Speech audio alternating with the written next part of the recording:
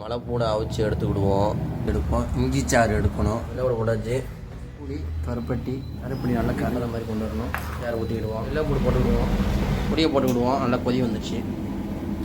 சுத்தமான செக்கில் ஆட்டணும். நல்லாண்ணே பென்சிலே ரெடி ஆச்சு. நெய் ஊற்ற போகிறோம். நல்லா மணமாக இருக்கும் இந்த நெய் தான். இப்போ போட்டுக்கிறோம். இதான் வண்டு கட்டுறது. 3 நாளைக்கு கட்டி விட்டு. வளமுடன், வாழ்க வளமுடன். வணக்க மக்களே. இன்றைக்கி நம்ம என்ன பார்க்க போகிறோன்னா, இந்த உடம்புவலி லேகியை பற்றி பார்க்க போகிறோம்.